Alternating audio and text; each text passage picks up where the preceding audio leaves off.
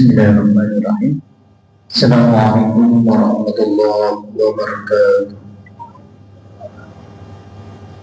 Alhamdulillah, alhamdulillahilladzi ahyana ba'da ma amatana wa ilayhi nusyur. Asyhadu an la ilaha illallah wa la syarika lahu wa asyhadu anna Muhammadan abduhu wa rasuluhu la nabiyya ba'dahu. Allahumma shalli wa sallim wa barik ala nabiyyina Muhammadin wa ala alihi wa ashabihi ajma'in, amma ba'd. Qala Allah ta'ala fil Qur'anil azim, a'udzu billahi minasy syaithanir rajim. Ya ayyuhalladzina amanu taqullaha haqqa tuqatih wa la tamutunna illa wa antum muslimun. Jemaah dirahmati Allah, alhamdulillah kita bisa bertemu kembali di kajian rutin kita terkait dengan putusan hubungan tarjih Muhammadiyah ya. Ya, kami menyampaikan ini tentu supaya paham betul bagaimana manhaj atau pandangan Muhammadiyah terkait dengan Islamnya sebagai organisasi besar yang berupaya untuk ittiba kepada Rasulullah, namanya jamaah Ahmadiyah, mengikuti jejak Rasulullah dalam segala aspek kehidupannya ya. Sehingga kelak kita akan nanti mendapatkan syafaat karena berupaya memperjuangkan, melestarikan ajaran dan sunnah-sunnahnya. Bapak Ibu yang dirahmati Allah, tentu sebagai wujud itu semua kita harus memperbaiki kualitas pemahaman keislaman kita yang benar. Oke, nah, pagi ini kita akan mencoba untuk sharing terkait dengan bagaimana Islam secara kafah, Islam secara sempurna itu seperti apa ya. Karena dengan Islam yang kafah gitu ya, insya Allah itu yang akan mengantarkan kepada kebahagiaan atau kesuksesan hidup kita. Di pertemuan sebelumnya sudah kita sampaikan tentang kenapa kita memilih Islam ya.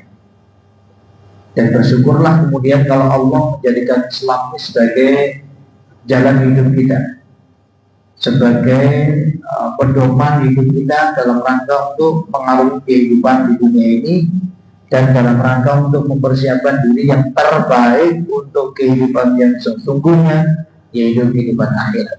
Wal akhiratu khairu wa abqa. Kehidupan akhirat itu kehidupan yang lebih baik dan lebih kekal, tidak ada batas expirednya, tidak ada batas selesainya. Beda dengan dunia ya. Dunia dibatasi ruang dan waktu. Pada akhirnya dunia ini fana, akan hancur, akan kita berakhir ya, tentu sesuai dengan kodrat dan iroda Allah Subhanahu wa ta'ala. Yang tentu kita berikan kesempatan oleh Allah dalam kehidupan dunia ini sebagai sarana untuk menuju kehidupan akhirat, kehidupan yang sesungguhnya, maka harus berbekal yang terbaik ya. Watazawwadu baina khairu zadin taqwa, dan bekal terbaik adalah bekal takwa dari Allah Subhanahu wa ta'ala ya. Oke, nah Islam itu apa? Mengulangi sedikit dari pertemuan sebelumnya. Ya, Islam itu adalah ketundukan seorang hamba kepada aturan Allah yang disebut dengan wahyu Allah ya, Al-Quran ya, yang diturunkan kepada Nabi khususnya Muhammad SAW ya, guna dijadikan sebagai pedoman hidup dan juga sebagai hukum ya, aturan Allah untuk memimpin manusia kepada jalan yang lurus ya, Shiratal Mustaqim ya. Dengan itu semua akhirnya hidupnya menjadi bahagia. Kata kuncinya adalah tunduk, patuh, taat pada aturan Allah. Itulah Islam ya. Kemudian dalam tinjauan Muhammadiyah atau hubungan putusan tarjih Muhammadiyah, Islam itu seperti apa? Islam adalah agama yang kemudian Allah turunkan yang berupa Al-Quran dan apa yang dihadirkan Rasulullah Muhammad SAW melalui sunnah yang sahihah ya. Kenapa bisa ada kata-kata sahihah atau makbullah? Karena untuk hadis itu ada sedikit penyelewengan, sehingga kita tahu ada status hadis, ada yang sahih, ada yang hasan, ada yang dhaif ya. Jadi dari sisi kualitasnya, sehingga tidak semua hadis bisa dipakai dalam berhujjah ya. Sehingga harus betul-betul selektif ya. Makanya kita dimudahkan dengan adanya himpunan putusan Tarjih Muhammadiyah, itu sudah melalui seleksi ya. Dalam rangka untuk beribadah itu kita gak susah-susah lagi ya. Kalau punya ilmunya ya silahkan, saya mempelajari banyak kitab, beribuan jutaan kitab itu silahkan dikomparasikan, dibandingkan.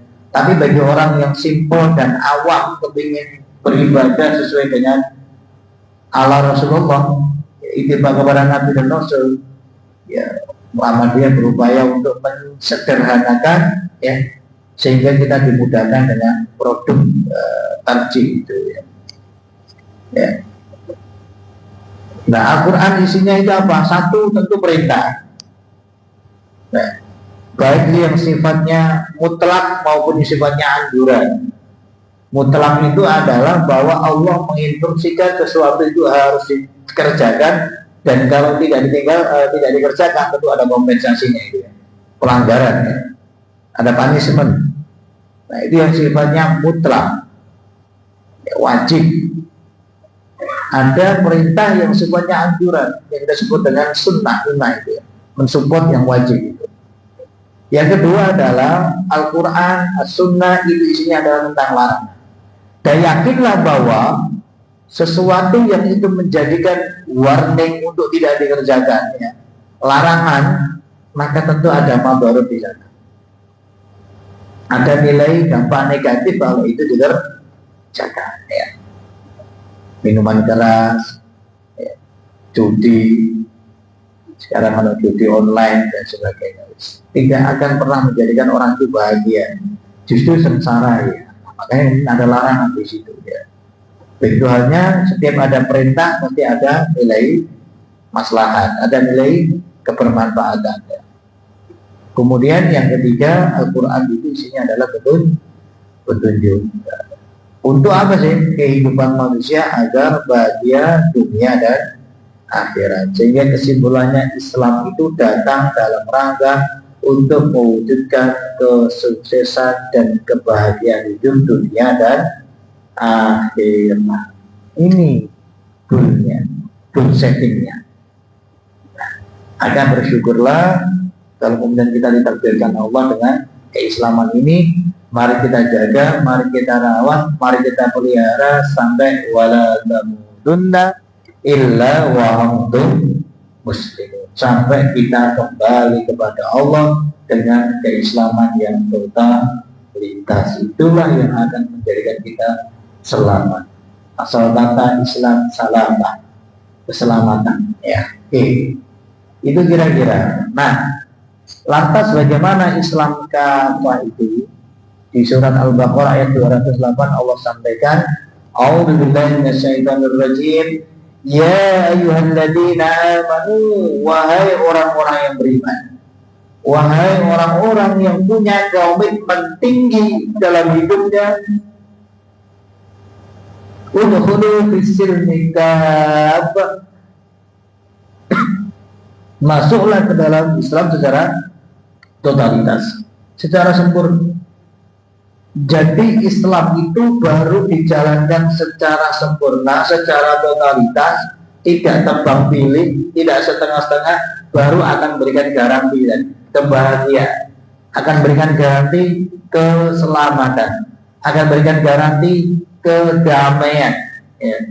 Akan memberikan garansi tazkiyatun nufus, pensucian jiwa dosa dan kesalahan.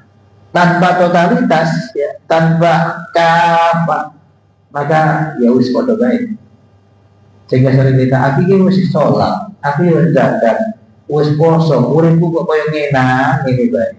Nah, itu perlu ada introspeksi, muhasabah diri. Jadi bukan menyalahkan aturannya, tetapi adalah ini faktor oknum. Ya sering kan, kita sering oknum bang. Artinya apa? Ini kan sudah dicontohkan oleh Rasulullah, uswah hasanah. jadikan contoh yang terbaik. Jadi itu sudah berhasil, sudah sukses. Nah, kok kemudian ada pengalaman yang tidak mengenakan ketika dia menjadikan Islam sebagai jalan hidupnya, berarti perlu introspeksi diri. Islamnya berarti bisa jadi apa? Bisa jadi Islamnya itu dijalankan berdasarkan logika dan pikirannya masing-masing. Tidak sesuai dengan wahyu, tidak sesuai dengan petunjuk Allah dan Rasulnya. Sehingga taklim ini sebagai sarana untuk memotret diri kita, mengevaluasi diri kita, bermuhasabah diri, sehingga menuju kepada Islam yang kafah tadi. Wala tattabi'u khutuwatis syaitan innahu lakum aduwwun mubin. Dan janganlah sekali-kali mengikuti jejak langkah setan. Setan itu apa fungsinya? Ya memang untuk menyesatkan. Silakan kamu mengaku Islam gak bohong, tapi gak perlu sholat. Sholatnya gak usah rajin-rajin. Sholatnya setahun minggu doa. Idul Adha, Idul Fitri. Ayo Muslim? Yes, saya Muslim. So why? Kenapa kok gak pernah kelihatan ke masjid? Oh enggak, saya cukup hanya 2 tahun. Contohnya setahun 2 kali. Yaitu sholat Idul Fitri, Idul Adha. Naik 1 tingkat, ya wis, sepekan sekali, Jumatan toh. Iku pun tekannya telat, khotib doa lagi, ada. Dan ini kok jalan hidupnya bahagia terkunci. Ya. Nabi saja sudah dipastikan oleh Allah masuk surga, digaranti tidak akan pernah masuk neraka. Maksud, bayangkan, nek Pulau Madang Sedoyo, wis oleh door prize garansi masuk surga, wis gak usah moyo sholat turu baik. Matur, ilik, senang-senang. Nanti tidak begitu. Sampai Aisyah bertanya, ya Rasulullah, apa yang kau lakukan? Apa yang panjenengan lakukan?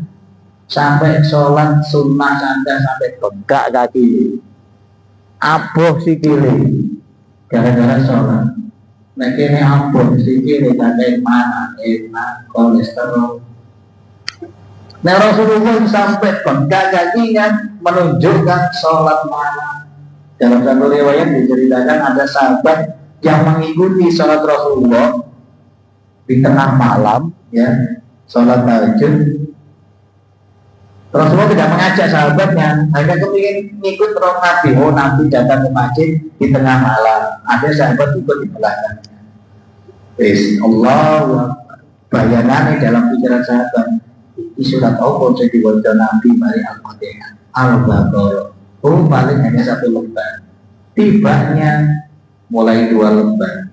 Kok gak ruku-ruku? Ya paling sampai tuntas Al-Baqarah, tidak berhenti dibaca surat berikutnya. Surat kedua surat apa? Al-Baqarah tadi ya. Surat yang ketiga Ali Imran. Ali Imran sudah contek, bayangannya ruku, tambah surat An-Nisa. Dari sampai akhirnya kepala itu tali selendang digantung dengan lemah yang di atas, karena sebayu yang kuat. Bayangkan itu menunjukkan bakti Rasulullah kepada Tuhannya, kepada Sang Penciptanya, karena mendapatkan dorongan yang demikian. Artinya apa? Untuk menuju surganya Allah itu tidak mudah. Ulinu titik sahabat dan kepada masjid. Maka kepada masjid waktu ulinu kabel sampai dosa linu. Ya. Maka ada salah satu sahabat yang Allah abadikan dalam surat Abasa itu kan. Ya. Abasa wa tawalla anja'al ahmad. Rasulullah bermuka masam ketika ada orang yang mau masuk Islam tapi nonton plejengannya gak pantas. Wis butuh, tua, elek, kira-kira begitu ya. Nabi mending memperhatikan para kepala suku, para gubernur, ya karena dengan pikiran logika manusia, nek kepala suku ini pimpinannya itu bisa dinegosiasi, ya, bisa dibujuk dan masuk Islam, maka pengikutnya masuk Islam. Nek hanya mikir sitok, terus prejengannya gak meyakinkan, terus teruji, itu ditegur. Ya Muhammad jangan demikian. Kenapa kamu abai? Kenapa kamu bermuka masam kepada orang yang datang yang betul-betul ingin memeluk Islam? Dia itu buta, ya, namanya Ibnu Ummi Maktum, tapi suaranya luar biasa. Muadzin ya. Muadzin itu ada dua, yaitu Bilal dan Ibnu Ummi Maktum ya. Ya, suatu ketika mau minta rukhsah, ya Rasulullah, apakah orang seperti saya ini yang tidak bisa melihat? Apakah ada rukhsah? Apakah ada keringanan untuk tidak sholat berjamaah? Ya Rasulullah. Padahal rumahnya jauh. Malah kamu mendengar apa? Panggilan Anda. Saya mendengar dulu. Tidak ada rukhsah. Silakan datang ke masjid. Bayangkan, gak bisa lihat, ya, fisiknya tidak sempurna, tidak ada rukhsah untuk meninggalkan sholat berjamaah. Setiap langkah kaki kita itu adalah bernilai pahala kaki kanannya, dan setiap langkah kaki kiri kita adalah penghapus dosa. Maka iso omai sing atur ke Masjid Al-Aqsa, semakin jauh langkahnya, maka semakin besar kompensasinya. Ya, mungkin ada cerita kisah namanya sebelum bulan Ramadan, bulan apa Pak? Sya'ban. Ada kisah seorang namanya Sya'ban itu, dia menyesal hidupnya salah satunya karena rumahnya masih kurang atur. Rumahnya ada Sobilangon. Ya Allah, andai kata rumahku Malang, tekono di Masjid Al-Aqsa, mungkin kompensasi yang kau berikan adalah lebih besar daripada saat ini. Nah, itu sebagai bentuk bahwa segala kebaikan itu tidak akan pernah sia-sia kalau dikerjakan secara sempurna. Ya, oke ya. Jadi memang setan ingin menjerumuskan supaya kita itu dalam beragama, dalam beribadah itu tidak sempurna. Bisa tentang haji, napak tilas, ya, lontar jumroh, jamaroh, itu juga sebagai bukti bagaimana Ibrahim bersama keluarganya untuk dijerumuskan oleh syaitan iblis. Makanya kemudian juga MOU kan, iblis bersama Allah itu, ya Allah, kau laknat aku masuk neraka, tidak apa-apa, karena ketakaburannya, karena kesombongannya. Fasajadu illa iblis. Ya, saat itu ketika Allah meminta kepada malaikat, kepada iblis untuk bersujud kepada Adam, sujud di sini jangan diartikan sujud kita ubudnya, bukan ya. Bukan sujud penyembahan, bukan sujud untuk pengakuan bahwa Allah menciptakan makhluk itu manusia memiliki posisi mulia dibandingkan malaikat dan iblis. Malaikat tunduk pada bahasa jadi dia illa iblis, kecuali iblis karena merasa bahan bakunya, materialnya, potensinya dia lebih daripada manusia. Nar, ya, api menurut perspektifnya iblis itu lebih tinggi kualitasnya daripada tanah itu, adat. Tidak. Ketika kemudian membuat kesepakatan dengan Allah, maka diizinkan, ya wis, saya izinkan satu ya Allah, tidak diwafatkan sampai yaumul kiamat. Dituruti bisa Allah. Yang kedua, izinkan aku untuk menjerumuskan anak cucu Adam dendam kesumat.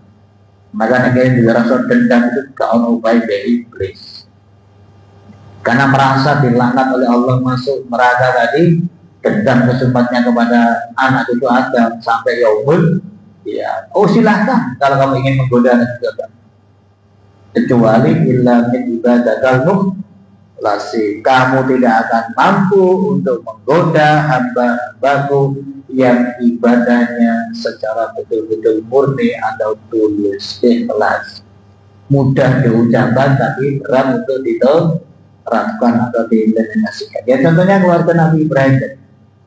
Ya, oke. Jadi intinya kalau beragama itu kok ono tendensi macam-macam, bukan karena lillah, itu bagian dari langkah syaitan dan syaitan sudah berhasil. Ya Islam formalitas yang kira-kira begitu. Islam yo tapi ngelakoni aktivitas sedang. Ya, makanya juga di surat Al-Ma'un ya, itu kan ada ancaman juga itu. Siapakah pendusta agama ini? Ar-ra'aital ladzi yukadzibu bid-din Fadzalikal ladzi ya'tu'ul yatim wa la yaquddu 'ala du'a'il miskin. Fawailul lil musallin. Sing salat sing cilaka, apa mana sing gak salat. Maka ini akhirnya diambil tagline wong sing salat sing celaka sekarang gak salat bisa, tambah ajar, Bro. Sing sholat sing hati-hati betul sing kena masalah sholate alladzina hum an sholatihim syahun. Sholat tapi gak sholat tapi lalai dari substansi sholatnya, lalai gak tinggal tidak mengerjakan sholat sama sekali. Itu bagian dari nah sekarang Islam kafah seperti yang Allah sampaikan di surat Al-Baqarah dengan seperti apa ini. Ada 4 aspek ajaran Islam. Itu namanya Islam kafah. Yang pertama adalah wilayah akidah. Ya. Kemudian sebagai fondasi. Kalau ibarat rumah, akidah itu adalah fondasinya. Ya, kalau kepingin rumahnya kokoh, rumahnya awet, ya tidak mudah roboh, maka harus betul-betul diperkuat fondasinya dengan material yang terbaik, bukan KW-KW-an. Ya. Dan akidah ini pekerjaan yang paling repot, paling rumit, paling lama, pekerjaan progresnya tidak kelihatan. Sampai itu nyambut gawe fondasi, kalau mulai mari mulai ngeduk tanah, mari ngeduk, terus kemudian harus merangkai besi. Gal siji rebet bisa ketok plus penggawean ya, straws ya, baru disusun.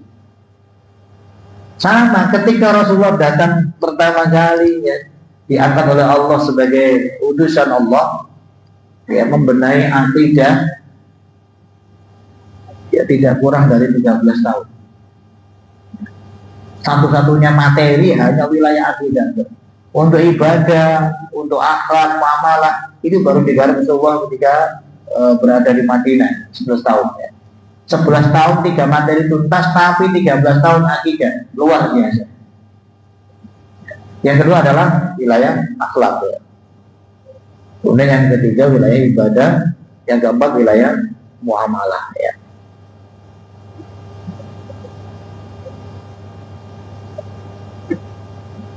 Nah, Muhammadiyah hadir juga dalam rangka bagaimana mensukseskan sebagai ciri gerakan dakwah Islam, dakwah mengajak kepada Islam tadi ya, amar ma'ruf, nahi mungkar, dan tasdid, pembaruannya.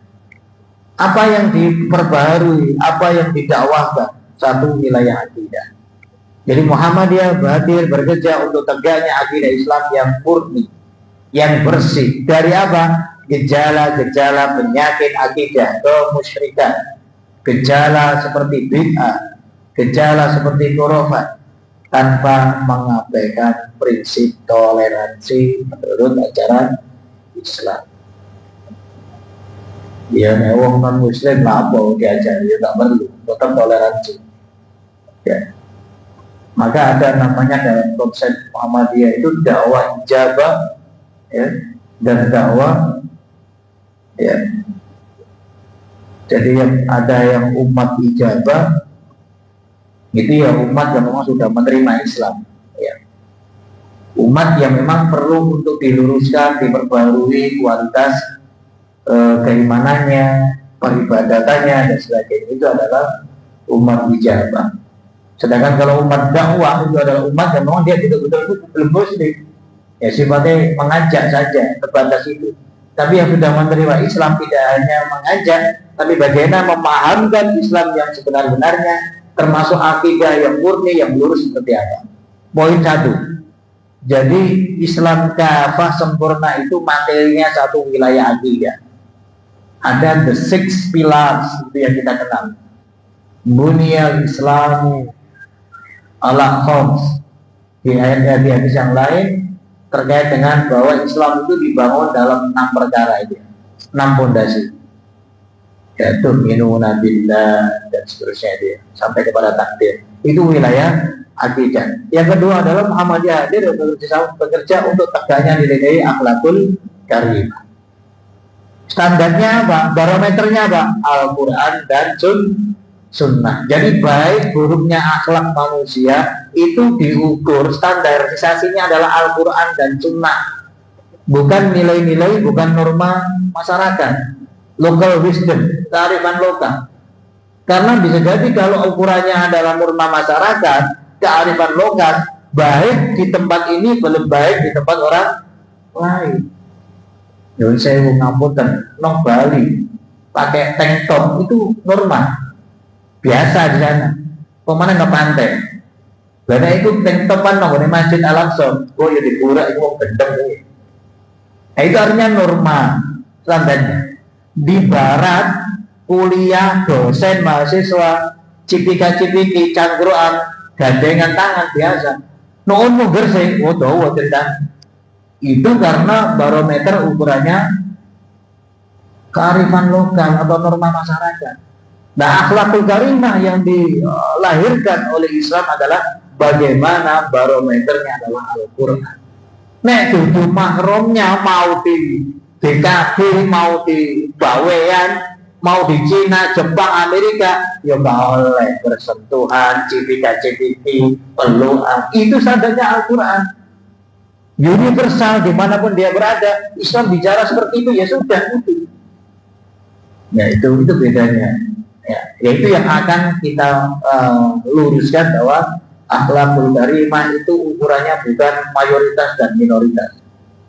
Karena demokrasi suara terbanyak, tapi setuju bahwa ini harus dilokalisasi.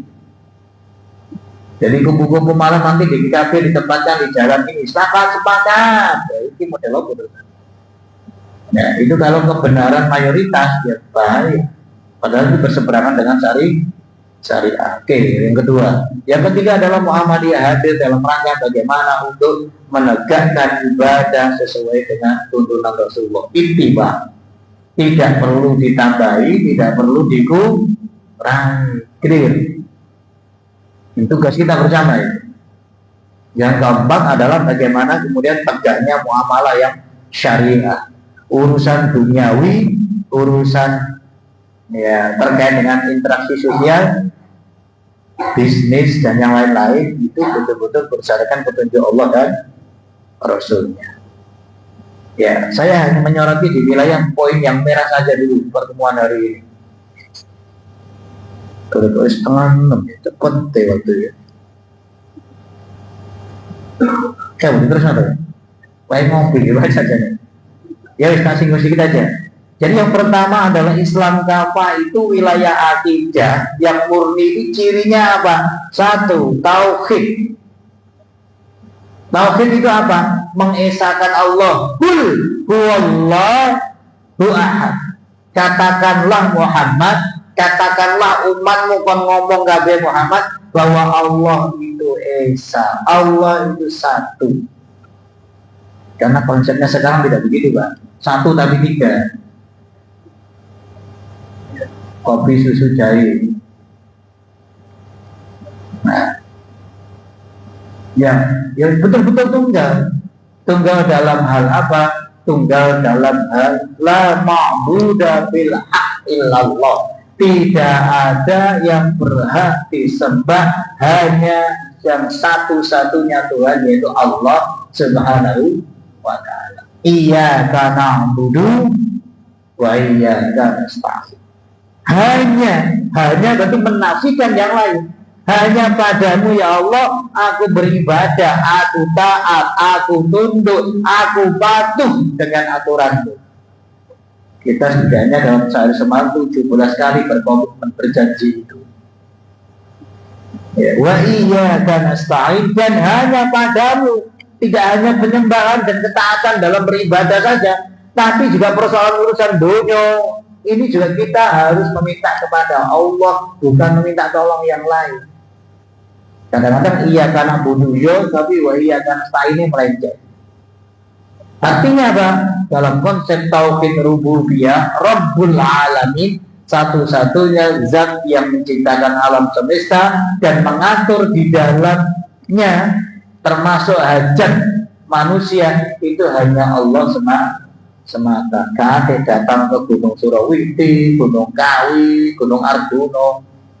Ya nanti tujuannya healing apa tujuannya camping gak apa-apa. Nah tujuannya rono terus gawa kemenyan, gawa lilin, waduh maret. Rusak sudah, selesai. Percuma gak usah. Gak jadi terus lagi selamat. Karena apa? Karena itu menjadi penyakit hati, akidah atau tauhid. Nah ini. Wahada yuwahidu tauhidan esa satu. Ya. Dalam hal apa? Rububiyah. Allah sang pencipta, pengatur alam semesta. Mulai hajat makhluk paling kecil, corona kemarin, sampai makhluk hajat terbesar, buto hijau. Kira-kira begitu. Itu semua diurusi Gusti Allah.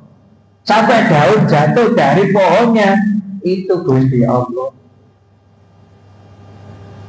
Ngono saya percaya bawang udan, bawang A, bawang B, bawang C, Mandalika, apa mana bawang itu antik, masya Allah.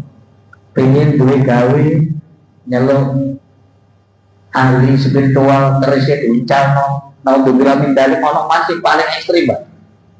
Celana dalam diuncalno genteng ya Allah, bobo-boboan. Loh Ustaz, faktanya kan memang saya nolak temenan. Itu jeneng Israel. Sama dengan orang di sakit datang ke supranatural, jambi-jambi datang. Dan sembuh Ustaz. Saya tanya sekarang, siapa yang ngasih kekuasaan kepada Firaun? Firaun raja betul nggak? Betul ya? Presiden. Siapa yang ngasih kekuasaan pada Firaun? Dong, setengah-setengah ini kayak mana nih? Siapa yang ngasih kekuasaan raja kepada Firaun? Jangan jawab, Pak. Oh, setengah-setengah, Pak. Ini bahaya, Pak. Allah.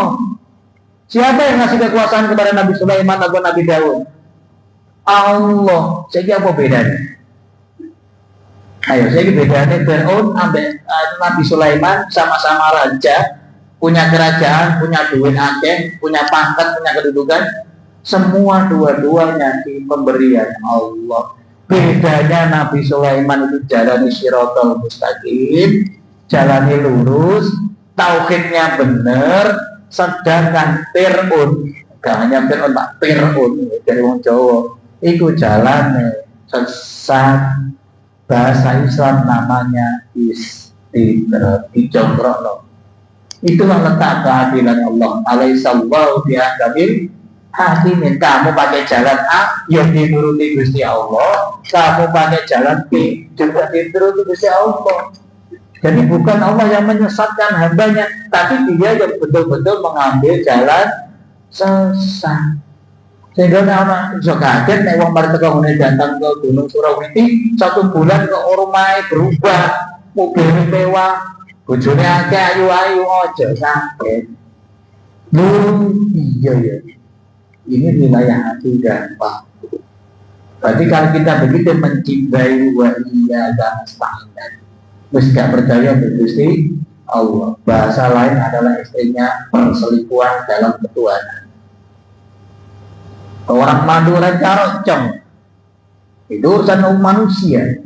Apa mana Gusti Allah malah dosanya adalah dosa yang paling besar. Inna syirka la dzulmun adzim ya. Dalam surat Luqman itu. Kesyirikan itu adalah termasuk perbuatan kezaliman yang paling besar ya. Saya kira cukup sebentar itu dulu. Nanti kita lanjut.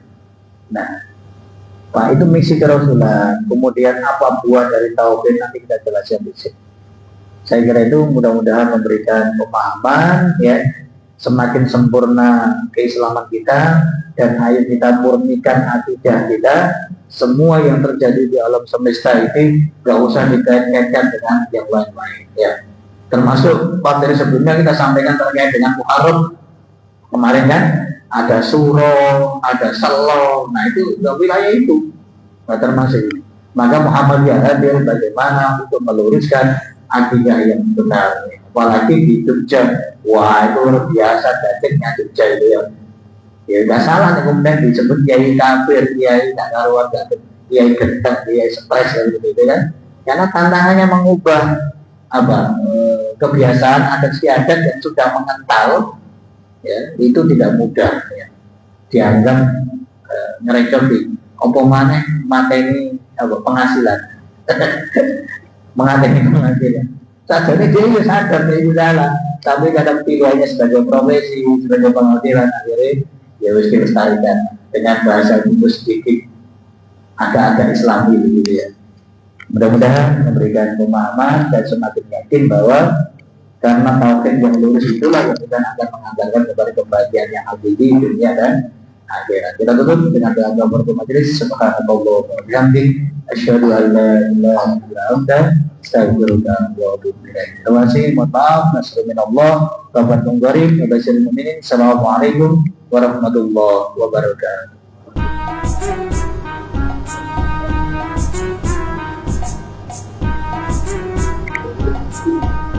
Thank you.